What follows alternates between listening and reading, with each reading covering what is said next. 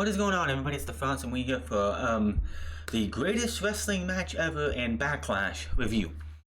This, of course, was coming from the PC, and WWE, right after Money in the Bank, brought Edge out to talk about what he wanted to do next after, of course, WrestleMania, because they did advertise that he was going to come to Raw to hunt the Viper. Orton comes out. They set up a match at Backlash. Charlie Caruso decides to utter the line, "That could be the greatest wrestling match ever." And WWE ran with it, and here we are tonight.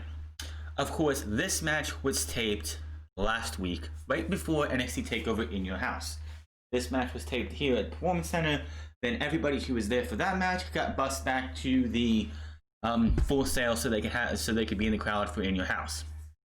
Was this? It was the main event. We're going to go through this right now because honestly, it is one of those matches that if it wasn't for the pandemic, if it wasn't for the greatest wrestling match ever tagline, if it wasn't for the camera angles that they used in this match, if it wasn't for the piped in sounds from past matches, if it wasn't for all of these and everything else, this could have been a great wrestling match, which it was a solid match, but things brought it down. If it was live, if it was live, it wouldn't have been a great wrestling match because these guys aren't. This wouldn't be a great wrestling match because they definitely probably cut out some botches and a couple of other things. Now, it was reported today that, and this was not reported, like when Kairi Sane got injured by Nia Jax, the night that she got injured, the very next day we knew that Kairi Sane got injured. It was reported that Kairi Sane got injured. Well, we didn't know until tonight that apparently in this match, Edge suffered a torn pec, I believe it was. He suffered a torn pec, and that's going to put him out for a couple months. The question I have is, I watched this match from start to finish. He didn't look injured whatsoever. He just looked like somebody who went out there and busted his ass to try and do everything he could to make this match as great as it could be. Both men showed up to work for this match. This was probably one of Randy Orton's best matches in his career. He went out there and actually tried. He went out there and knew that he was working with somebody that he trusts in the ring, so he can go out there and give you a hell of a match. But again, giving it the tagline, the greatest wrestling match ever, making it go 30 plus minutes. Now, it's 10:23 when I'm recording this, and the match ended about 10 minutes ago. Now, there was a report after Money in the Bank, when Money in the Bank didn't even go 3 hours, that Vince McMahon wanted shorter pay-per-views because there's no live crowd. Why the fuck are we having this show then go this long? On top of that, the match before this was not even a match. We'll get to that in a bit because WWE has gotten the bug or the itch to run cinematic matches. And we got a so-called cinematic match tonight, and it was god awful. But I still want to know where Edge got injured. Because I'm sitting there, I'm watching this match, and nothing looks like he injured himself. So I don't know what happened there. Some of the things going into this match, you have, let's see, the MS, like before the match starts, Edge won't come out. Charles Robinson is dressed like he's from the 80s. They wanted to give this the old Madison Square Garden type feel. You had a lot of overhead shots. You had, like when they first lock up, you see a camera angle you would never see in an actual match. They lock up, and we see them. We see the lockup from underneath them. Like, where the fuck was the camera at for that shot? But they have the MSG mic down like what Howard Finkel used to use for calling WrestleMania 1, and so on and so forth.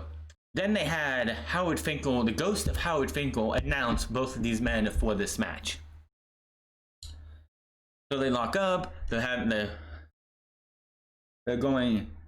And like I said, they had piped in crowd noise. I know, like right before this match happened, Tom Phillips says It wouldn't be fair to these guys to not be able to have this match in front of a huge crowd.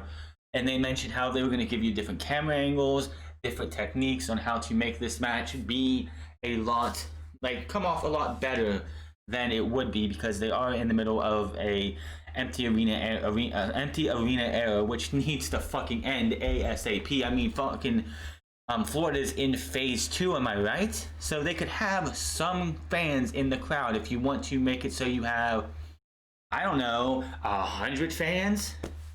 Do something. I'm really tired of seeing the Performance Center. I am really tired of seeing the Performance Center. And this match just showed that the Performance Center, they have outlived the Performance Center. I don't care if they have to go to an empty arena. They need to get out of the PC. I don't care where it is. Full Sail would be better than this. This has got to be enough for this. So, like, it was better than WrestleMania, but there was a good, like, first off, 39 minutes was way too long for this match. We'll go over another match later that was way too long and shouldn't have went as long as it did. There was a lot of matches on this night that went way too long. The Jeff Hardy Sheamus match, way too long. The Braun Strowman and Miz and Morrison match went way too long. And this match went way too long. They taped this match last week. I know, and I put this in my notes, I know that Omega and Okada in New Japan put on 45 minutes to 60-minute classics that set the bar for great matches. But you don't have to have a 30-plus minute match between two guys in the 40s and 50s trying to go out there and overdo and trying to exceed expectations to have a great match. They could have cut out half of this match, had it go 20 minutes, and this would have been a great match, because they went out there and they kicked each other's ass and tried everything they could to win this match. Now, they played a homage to a lot of legends in this match. You had a pedigree by Randy Orton, an Olympic slam by Randy Orton, a kill switch, aka the Unprettier by Edge, a rock bottom by Edge. The punt kick made its return for this match. So much going on. What I did not fucking like, and I hate it so goddamn much. Spear, kick out, spear, kick out, RKO, kick out, RKO, kick out. I think there was like 3 RKOs that get kicked out and like 2 spears.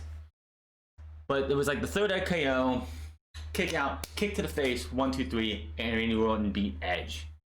After the match, though, he looks down at Edge and tells him to go home, spend time with your two daughters and your wife, and tell those 3 that Uncle Randy said hi or hello.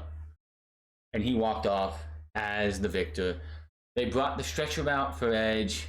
And again, I'm still sitting there looking at Edge, and it's like, when Triple H tore his pec at the Greatest Super Showdown 2 years ago, you could tell he was injured right away. Like, there was no adrenaline in the world that was going to allow him to use that arm again. I didn't see anything in this match that told me that Edge was injured.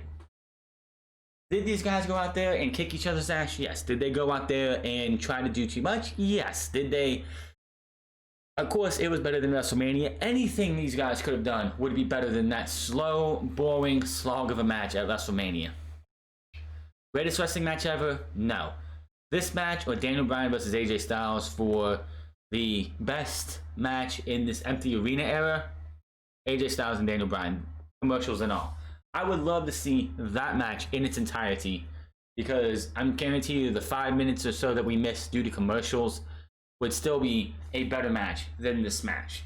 Was it a bad match? No. That's why they taped it, because if they put this short match on live, this would have been well, they wouldn't have been able to do all the camera angles they did.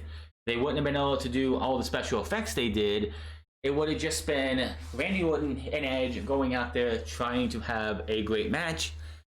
And I think we would have went down that road at WrestleMania that we did, where it was like long, boring, and they just needed to get it over.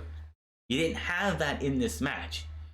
I mean, yes, they didn't. Other than what I named with all the moves that they did, not much between these two. Randy Orton did get cut open early in the match. The Edge backed him. Like I've said it before, I'll say it again.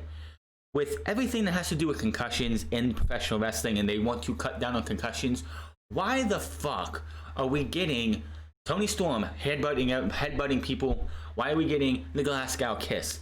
Edge tonight headbutts Randy Orton in the head. He goes down. This was obvious. Like, this part you can tell was edited because Randy Orton gets hit in the head with a headbutt. He falls down and immediately they go in Randy Orton's face and he's bleeding profusely all over his face. I mean, usually when you have something like that happen on a live match, they don't go straight to the person who is supposed to be cut open and they go find Edge and look at Edge and then they'll go back a few minutes later. It was like almost instant. They went to Randy Orton and he's bleeding all over the face. If they would have went to him that fast in real time, he might have been cut open, but it wouldn't have been all over his face. So definitely was a cutoff there. This was like the greatest hits match between these two. I'm surprised we didn't have a Tombstone Power Driver or a Kimura Lock, but that was in another match. We'll talk about that later. But Randy Orton, Edge, again, I will say they kicked each other's ass. They did everything they could have done to make this as great of a match as they could. Would I take it over AJ Styles versus Daniel Bryan again? No. This was, and it also has to do a lot with what happened with the aesthetics of the match. Having the piped-in crowd noises when you have a live audience there, it would have been a lot fucking worse, and I mean a lot fucking worse, if you would have had this match live or taped with nobody in the crowd and you're throwing out crowd noises. Holy shit, that would have been bad. That would have been so bad. So yes, having the crowd there, and honestly, if you watch all of Backlash tonight, you could definitely tell that from match 1 to the WWE Championship match, because we'll talk about the tag team title match with the Street Profits of them in a second. You can tell that they had a small group of talent in the arena, but when we got to the match at the end, which was Randy Orton and Edge, it was the main event. There was at least double or triple the amount of talent in the crowd for this match. They wanted to try and give you as much of a big fight feel as they could. I'll give them their due. I wanted to shit all over and say this was an awful match, but you can't. It was not a bad match. It was a good match. It wasn't a great match. It was, if you want to say it was the greatest wrestling match of all time, you were definitely selling a lot of matches short. Undertaker versus Shawn Michaels at WrestleMania 1 and 2 were better than this match. Like I said, AJ Styles versus Daniel Bryan, better than this match. I don't want to, and that's another thing, I don't want to compare this match to matches outside of this COVID-19 era, the empty arena era, because if we would have been in front of a crowd at Backlash or even at SummerSlam or somewhere else, this would have been a great match just the way they had it. If you had this match in front of a crowd, it wouldn't have been as great because, like I said, it was going to be it would have been live, and they wouldn't have been able to hide the mistakes that these guys probably made in this match. I didn't time the match, but I'm pretty sure this match went over 35 minutes. Like they said, they said Wrestling Is Over earlier this week that this match was taped for 35 minutes. They went 35 minutes from bell to bell. How much of that was actually cut out? I couldn't tell you. I can tell you that they did cut some of it out because there were parts of it that's like, it just felt like they had some quick cuts, which, you know, something they do in the movie industry. But yeah, this match wasn't terrible by any means. They both showed up to work. They both gave you a hell of a match. And was it the greatest wrestling match of all time? No, not even close. There were countless matches in this world that was better than this. So, let's go to the top. Andrade versus Apollo Crews on the pre-show. These two, or at least one of these guys, which is Apollo, he is the U.S. champion, after tomorrow, has to fear for his life on WWE's main roster because he was a Paul Heyman project. He was somebody that Paul Heyman pushed to get used a lot more. Brought him from SmackDown because, remember, he was brought to Raw right after WrestleMania because they had draft picks. A draft pick that was expiring, which of course was the Nikki Cross and Alexa Bliss trade made back in October. So Paul Heyman wanted him on Raw, and wanted to build him up to eventually be the United States champion and have a lengthy run. Paul Heyman is out now. Paul Heyman is not going to be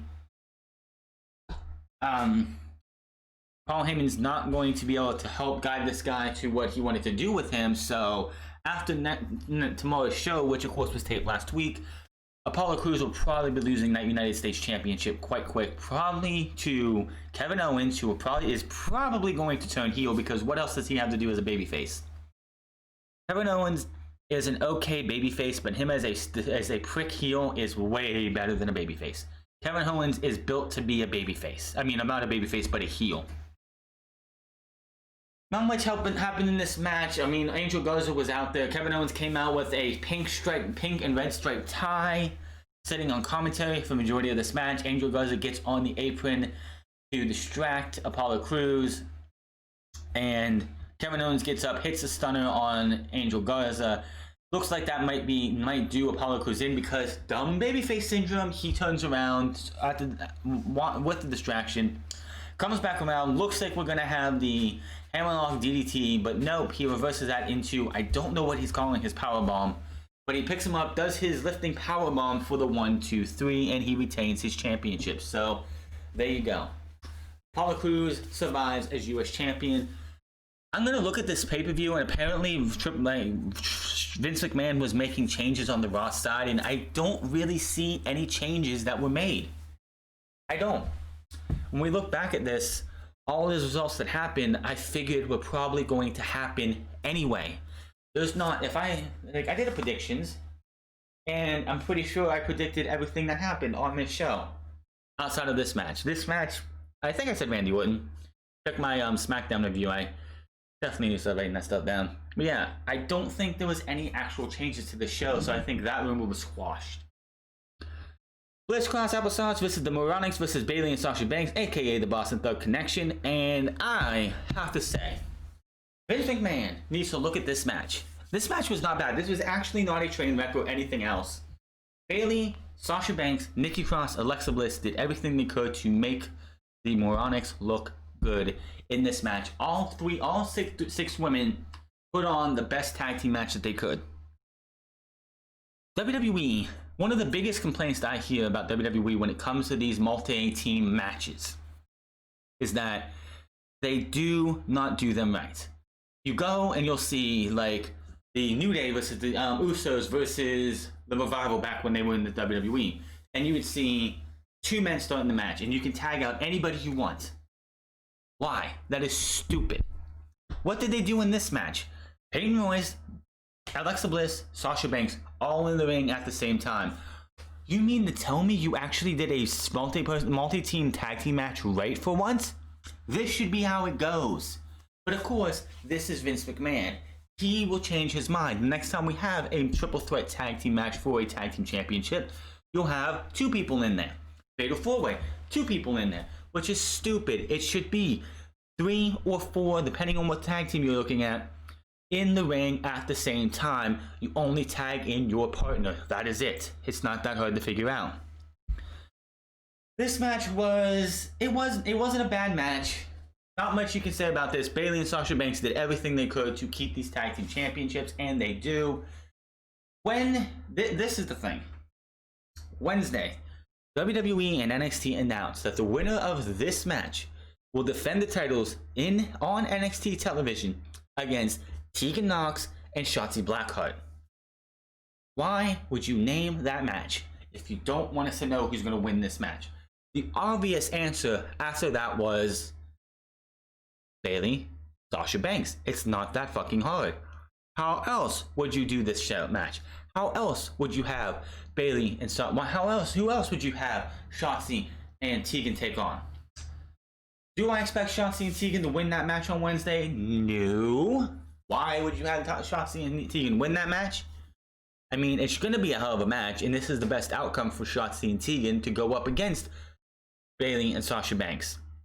Bliss and Cross would probably give them a good match too, but not like Bayley and Sasha Banks. NXT is going to be running this match. This is going to be your main event on Wednesday. Bayley, Sasha Banks versus Shotzi and Tegan. If it's not, Triple H has lost his mind. But when they named that match, I was like, this is definitely going to be what it is. It's going to be Bayley and Sasha Banks winning, moving on to take on Shotzi and Tegan. But the match comes to an end when Alexa Bliss is looking to win this match for her team. She hits the Twisted Bliss on, I believe it was Billie Kay.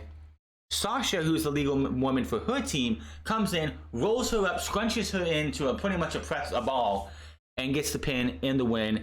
So Bayley and Sasha Banks are your winners. Now, Bliss and Cross are out of the picture. You don't want to have Peyton and Billie versus Bayley and Sasha Banks because they're both heel teams. Of course, Peyton and Billie could be like, we didn't get pinned, so we should have another shot at the titles. But you didn't. But you're not going to see that match happen.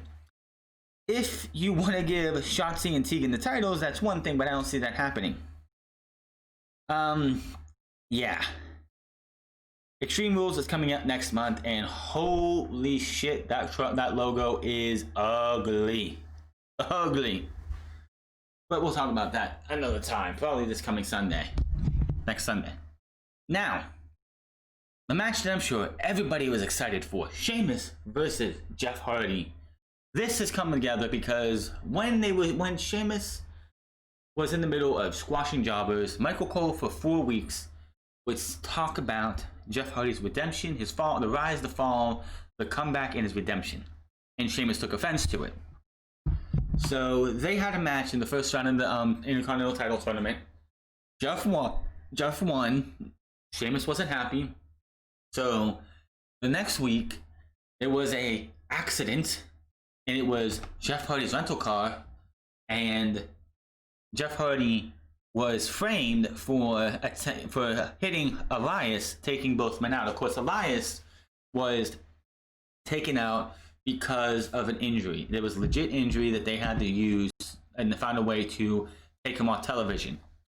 They could have found a better way. Having to use Jeff Hardy's demons for a feud is old and needs to be done away with. Then we fast forward to this past Friday, and what does WWE do? Vince McMahon or somebody in WWE production must have been watching WWE from 2006 when Shawn Michaels was feuding with Vince McMahon. When Vince McMahon wanted Shawn Michaels to take a urine test. Because they took that entire segment and copied and pasted it to this past Friday. I mean, if you want to copy and paste things, don't copy and paste shit that we can go back on the WWE network and watch for free or for $9.99 if you're still paying $9.99. Of course, you need pay-per-view. You need to pay $99.99 for these pay-per-views, or you can watch them secondhand. But of course, that'll happen, and then we come to tonight. This match showed one thing. Jeff Hardy has no business being in a match that goes more than 5 minutes.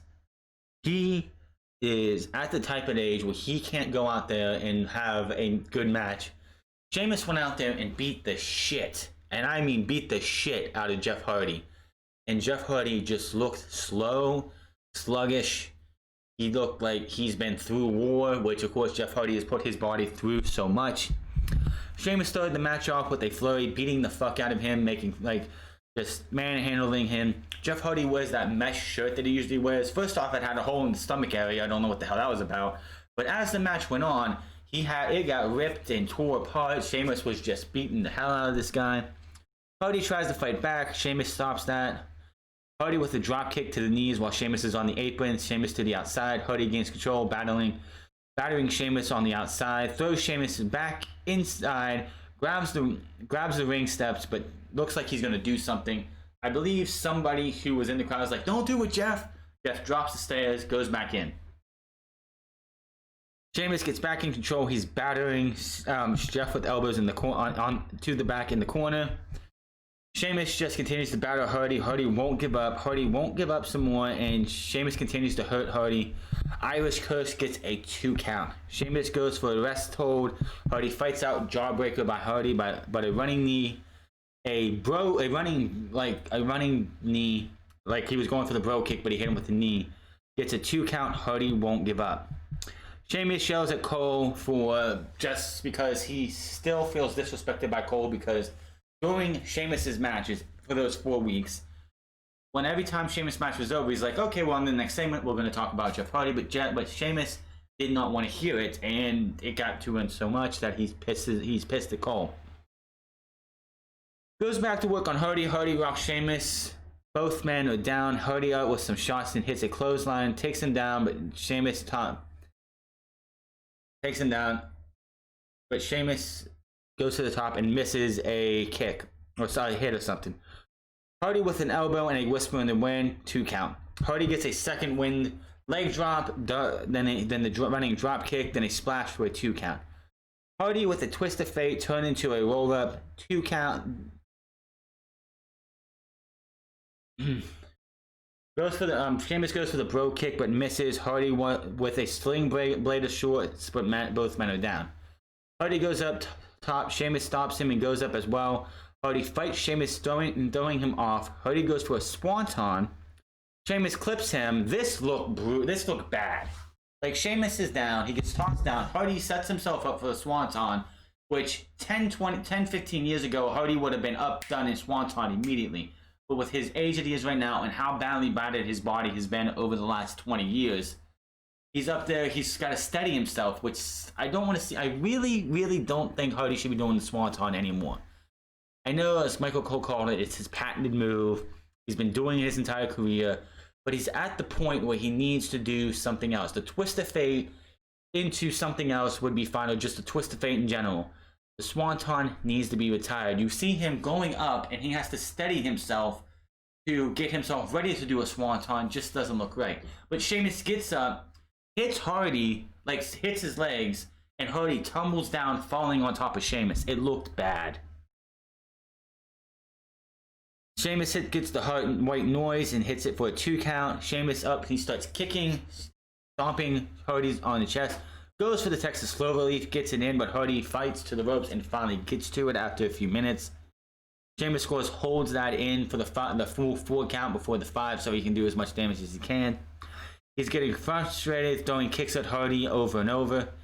Sheamus sets Hardy up for the 10 beats of the 10 beats of the Bowie, I think they call it. He does that twice. He does it once. Lets him go and says, "Oh, we're not done, fella. I'm gonna help you cleanse these demons of yours."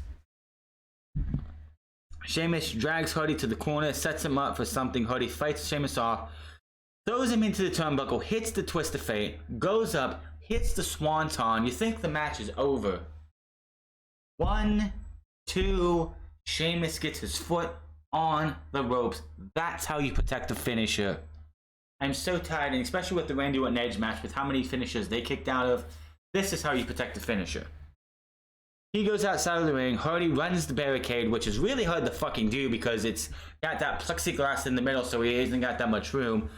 Sheamus hits the bro kick, taking him down, puts him back inside, hits another bro kick. 1, 2, 3. Hardy goes down to Sheamus, and Sheamus is your winner.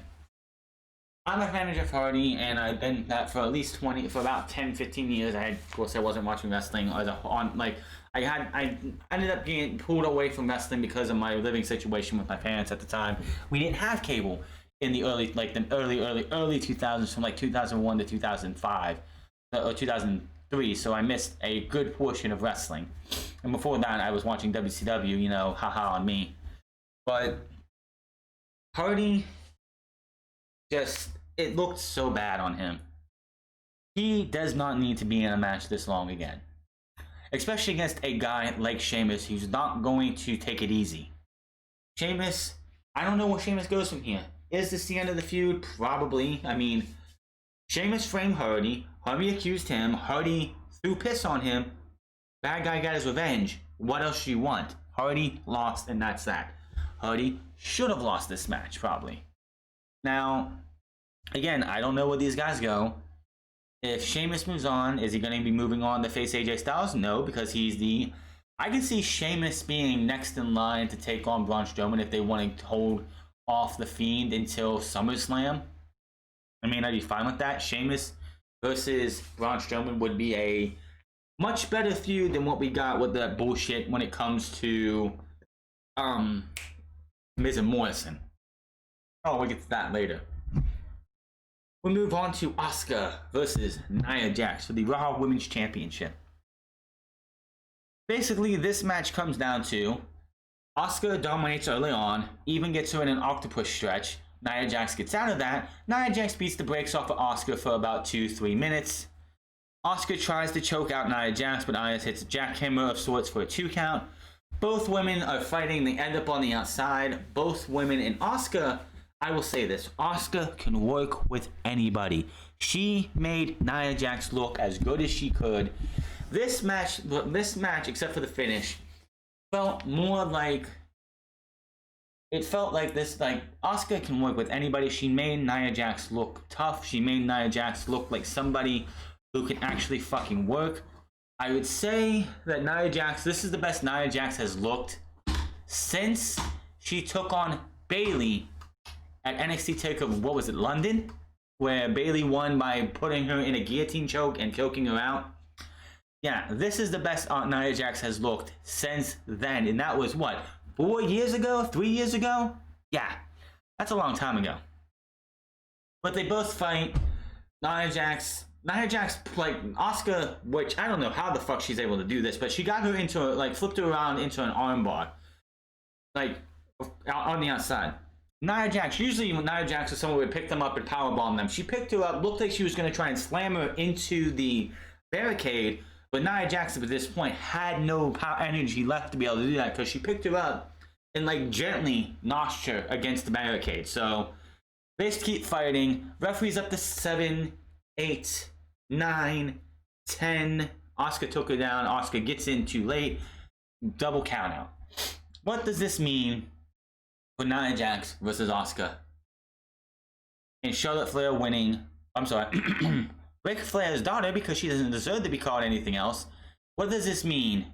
It's either we get a rematch at Extreme Rules, because there was no countouts. I mean, there was a countout. So it's going to be like a no countout, no disqualification match. And they hold off the match between Asuka and Ric Flair's daughter till SummerSlam. Or we get a triple threat match. And Ric Flair's daughter beats Nia Jax to protect Asuka in the long run. I think it's going to be the former. I think they're going to do Nia Jax versus Asuka again in a no disqualification match. I mean, they set up a count out. They double counted out. Nia Jax is going to have a gripe saying, listen, we didn't have a conclusive finish. You didn't beat me. I get another shot. I went at Extreme Rules. No DQ, no DQ, no count out. Book it. That's what they're going to do. And they saved the next match after the next title feud after that for SummerSlam, which is what WWE wants to give Ric Flair's daughter, another token title win. Until they start pushing her as much as they are, she doesn't get to be called her name anymore. She's Ric Flair's daughter, and that is that. But anyway, so again, the match was not as bad as it could have been. Asuka is just that fucking good. When you make a train wreck of Nia Jax look like she should, that's how Nia Jax should always look.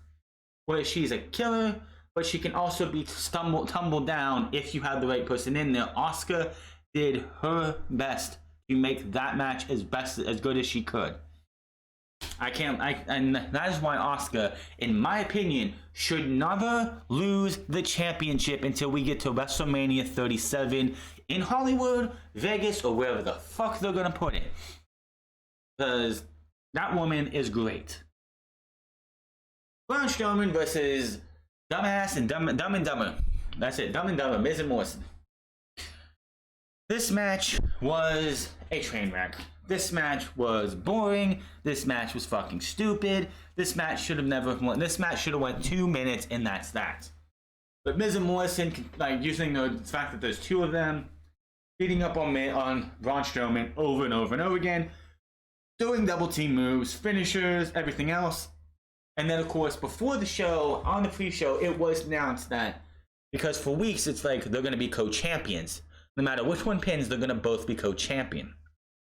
Now, on the pre-show, it was announced the man who gets the pinfall will be your Universal Champion. It's not going to be none of this co-championship. So Morrison has got Braun Strowman done. He's dead. He's going to not kick out. 1, 2, Miz breaks up the pinfall. What the fucking, what a dumbass. You guys put out this stupid hey, like whatever video that was boring and cringy as fuck. But you guys wanted to have someone be a champion. Why not have Morrison win the match? Then Otis can come in, as he said earlier, and cash in and be screwed out of the championship because, you know, because Mandy Rose or somebody fucks him over. I'm still calling for Mandy Rose to screw Otis out of his Money in the Bank briefcase and go join Baron Corbin. It's just going to happen. So after a long match that went way too long, with nothing really much happening but Braun Strowman selling for two guys he shouldn't be selling for, running power slam, Morrison gets pinned, and Braun Strowman is your winner. We go backstage and AJ Styles is talking about how he could have taken the night off, but he wants to let everyone know that on Friday he is going to have a phenomenal championship celebration. Talks about Daniel Bryan being there too, and like praising Daniel Bryan and saying Daniel Bryan's good, but he's not phenomenal. Little backhand comment there for you. Up to this point, this pay-per-view absolutely sucked. I mean, the tag team title match at the beginning was okay. Now, Nia Jax and Asuka did her best. Miz and Morrison versus Strowman was a fucking joke. But then we get the WWE Championship match, and I'm thinking, we still have the Street Profits versus the Viking Raiders to come, and we will talk about that in a minute because holy shit, I never wanted to see a cinematic match in WWE history again. Drew McIntyre versus Bobby Lashley. Before the match could even start, McIntyre's out there. Of course, Bobby Lashley's out there. MVP gets in McIntyre's face, saying something about you're going to lose this championship. Bobby Lashley comes from behind, locks in the Fu Nelson, is just ragdolling Drew McIntyre around. The match has not started yet. Referees are trying to pull this guy off. He puts a leg vice on Drew McIntyre down on the ground, holds it in for a few minutes, and then finally lets go. Referee goes over and is like, hey Drew, you want to go? You want to go? You all right to go? Drew says, yes, damn it. Now, before Drew McIntyre is able to, you know, get up, take his jacket off, and be like, come on, ring the bell, the referee rings the bell. Bobby Lashley takes charge and beats the hell out of Drew McIntyre in the corner. Now, he's beating him up, and then he goes out, comes back in, and eats a knee Drew fights back, but Lashley lays Drew out, and he can't get a 3. Lashley rips off Drew's jacket and goes for a rest hold. Drew reverses, hits a Northern Lights suplex for a 1 count. Lashley then hits a net breaker for a 1. Lashley continues to the assault. Lashley looks for a power move. Drew gets out. It sends Lashley outside. Drew uses the barricade to weaken Lashley. Now, Drew McIntyre goes and draws with MVP. This was the scariest part of the show. Because Bobby Lashley picks, when he wants to damage somebody with the ring post, he doesn't just throw them head first. He puts them on their shoulder and runs their side into the ring post. What they did here was he was going to do that, but some kind of miscommunication happened, and he slipped, sending Drew McIntyre sideways, like he was doing a Death Valley Driver, and Drew McIntyre lands on his fucking head. Drew McIntyre is lucky to not have hurt himself even worse. It was scary. Scary as fuck. But Drew Lashley picks him up and this time gets him in the position he wanted to and ends up hitting him into the ring post. Lashley goes up for a spear and Drew catches him, tosses him into the timekeeper's area. Huge suplex by Drew. Back in, they start trading shots. Out of the corner, Drew clotheslines Lashley down. Drew goes up top and drops Lashley with a big forearm. Both men are down. Drew kips up. After all of that, Drew kips up. Fireman carried Lashley, but Lashley gets out and hits a spinebuster. Jackknife pin, 1-2 kick out. Big, huge fucking powerlifting spinebuster. Drew kicks out at 1. Drew thrown into the post, hits a bad flatliner, which looked absolutely terrible. Drew kicks out at 1 again. Lashley is getting pissed because he's doing all these big, heavy moves, and it's not even getting a 2 count. when you weaken somebody, and this obviously they could tell you this match was not going Bobby Lashley's way. With the fact of the matter is, you started the match, but before you started the match, Bobby Lashley hooked in the Full Nelson and was ragdolling him. This is just like when Pete Dunne attacked, Pete Dunne, who was a heel at the time, attacked Tyler Bate before the match in the finals of the UK tournament. Tyler Bate was not going to lose that match. I mean, come on, you telegraphed this too easily. But anyway, Lashley gets up for the Full Nelson, but Drew fights this off. Lashley bounces him off the turnbuckle and then goes up.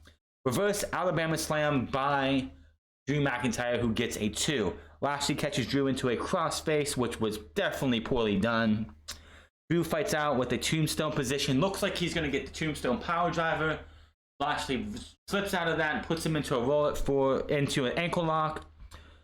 Drew gets out of that. He puts a very weak Kimura lock onto Bobby Lashley. What was tonight? The pay homage to Legends night, because you saw Undertaker, Brock Lesnar, 2 things for the Undertaker. I mean, not for the Undertaker, but Kurt Angle, The Rock, Triple H, Christian, and so on and so forth. It's like, wow, so many fucking, like, what is this? Legends Appreciation Night?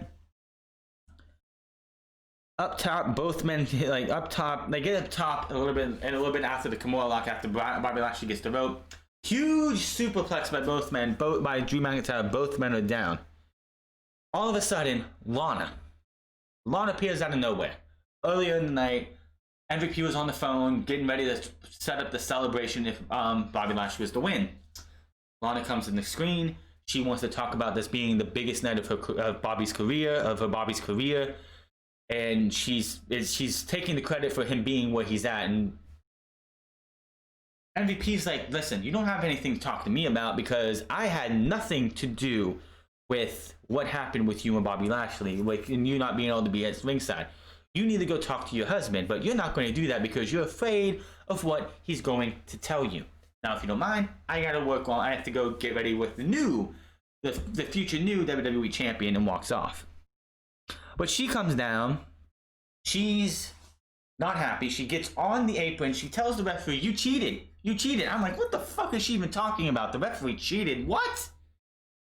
Anyway, Lashley, who was distracted, gets back, turns back around. He gets shoved by Drew McIntyre. He stops himself from not knocking Lana over. MVP is like, you gotta get out of here.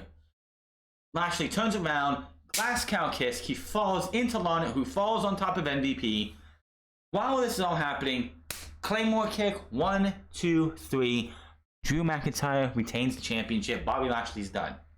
He is not getting another. That was a clean as a whistle match. You cannot say he lost that match because of nefarious means. Yes, his wife came out, but that's something else. Drew McIntyre wins. He gets out of there. You see Lana on the ground, MVP and Lashley both staring at her. MVP walks off. Lashley don't give a shit. He's not happy that his wife got in his way.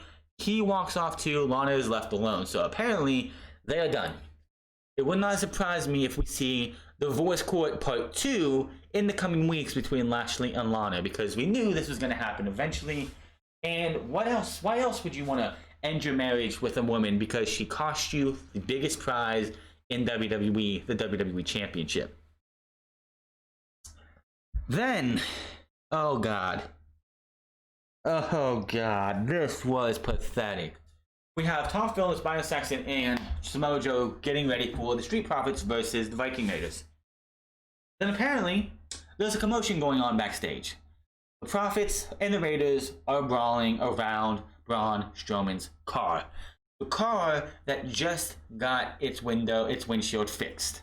Okay, that cost a pretty penny, mind you. Windshields are not cheap to replace. So they're brawling, and Eric gets power slammed or slammed into the windshield of Braun Strowman's car by Montez Ford. And Angelo Dawkins like, fam, what the hell are you doing? That's Braun Strowman's car. So the Profits leave, the Raiders leave, and then they are fighting. This is your cinematic match for the pay-per-view. Here's the thing. This match did not need a cinematic match. This match did not warrant a cinematic match.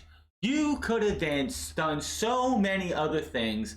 Oh, I don't know, giving us the time that they had this whole entire cinematic match going on.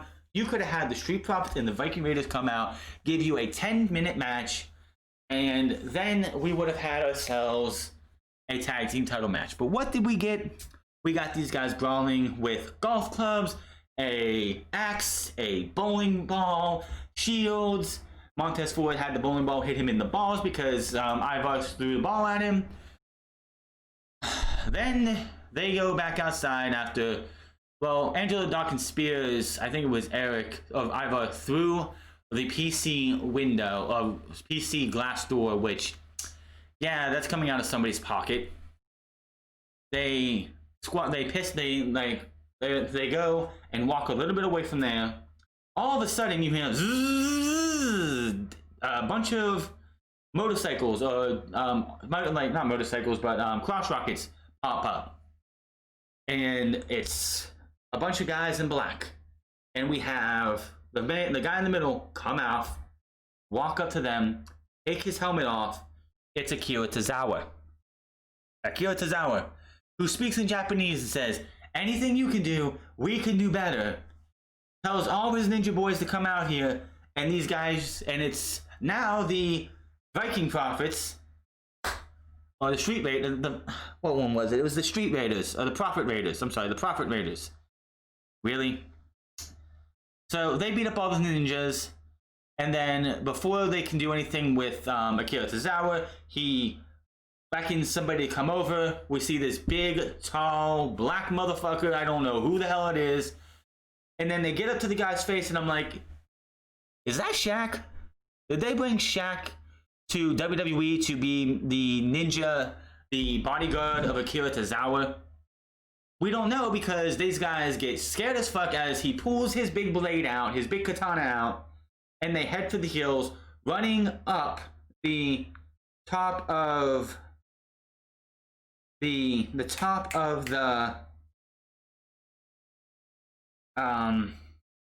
of the production truck. I think it was two back to back, and they get up there. They start arguing about why they were pussies or whatever, and that they start arguing. The next thing you know, Dawkins and I think it was Eric go into the garbage bin, into this big huge dumpster thing. Montez Ford gets tossed in there. Ivar goes and dives on top of them. All four men are down. We're seeing flashbacks doing this thing every once in a while from things in the past. Jessica Kerr comes up and is like, "You guys, what are you guys doing? Your match is next." And then she has to say, hey Eric, Ivar, you're cute. Eric, not so much. And that was that. We go back into the arena, and that was your cinematic match for this afternoon. What a crock of shit. You want to know something? If you, and I can tell you right now, Cash Wheeler from FTR probably watched this match, because he puts, if this puts your kids to sleep, you're dumb, your kid is dumb. That match was awful. What the fuck was that? This is why guys like FTR wanted out of WWE. This was so a waste of time. Everyone praised for days the Boneyard match. How great that match was. How good WWE, Jeremy Morash, and whoever the hell else got this match to be where it was. Not a problem with the Boneyard match. I don't have a problem with the Firefly Funhouse. Hell, even Money in the Bank was a good fucking time. What the level of fuck was this? This feud isn't even really a feud. This did not warrant a cinematic match. This did not warrant any of this shit. All you had to do was have the Viking Raiders and the Street Profits come out and give you a match. Of course, after all this was over, of course, Tom Phillips is like, yeah, the Street Profits and the Viking Raiders is not going to happen tonight. Then why advertise it? Why would you advertise it beforehand? This was a joke. Then we went into the greatest this match between Edge and Orton. We already went over that. I mean, if you look back at this fucking terrible, terrible match, Randy Orton and Edge, and I'm not Randy Orton and Edge, but the Street Profits Viking Raiders should have never went like this. Hell, it was so bad that Ryan Alvarez of the Wrestling Observer actually tweeted out, "I feel like I'm watching WCW 2000." That's exactly how that felt. WWE booking is so bad, and I mean so fucking bad, that this is what you give me. WCW era bullshit. No. No, no, no, no, no, no, no. This was something we didn't need to see. Again, we praise the Boneyard match. This is what happens when we praise the WWE in anything.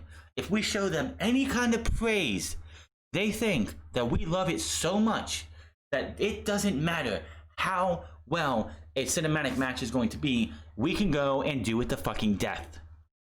This should have never happened tonight.